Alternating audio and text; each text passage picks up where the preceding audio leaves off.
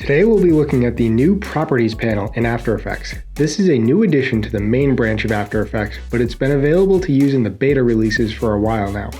If you've used other Adobe software like Photoshop and Illustrator, this will be pretty familiar to you, but if not, let's take a look at what you can do with it.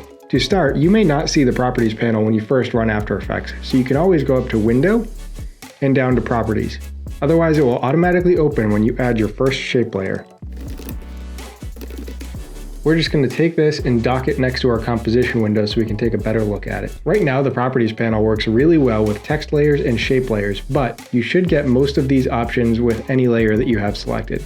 So we'll select our text layer. Right away, it gives us access to all of our transform properties, so it saves you time from going down to your timeline, having to twirl this down and get access to these.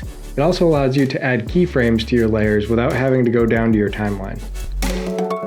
And any property you add a keyframe to will automatically appear down in your timeline. The other thing I really love it for with text is that it gives you access to your character and paragraph panel. So you no longer have to have two separate panels open somewhere taking up space. This allows us to easily change the text properties and the alignment properties of our text layers. We're just going to go back to the middle here, delete these keyframes. We'll take a look at one more great thing that the Properties panel allows us to do with text layers. Normally, if you'd want to add a text animator, you would have to twirl down this option and then go to animate and then choose your animator and then make your adjustments down here. But if we undo that and we close all of this up, right within our Properties panel, we can just click Add Animator. And we'll add a position animator. And right away, that pops open down here where we can make our adjustments.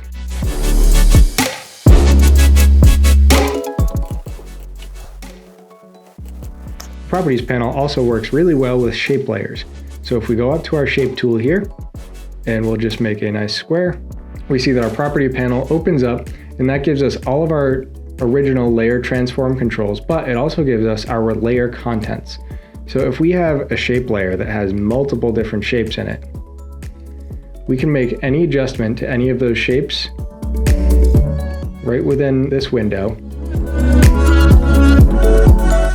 without having to go over to our shape layer and twirl down each of these options and adjust each of the options over here. This is a huge time saver if you're ever working with a whole bunch of shape layers in your compositions. The other great thing that it does with shape layers is it allows you to easily change your line caps. So I'm always using paths to either outline or underline something, and I always like to have a little bit of a rounding on the ends here. Normally I'd have to go down to my shape layer, twirl down that option, twirl down contents, twirl down shape 1, twirl down stroke 1, and then adjust my line cap over here.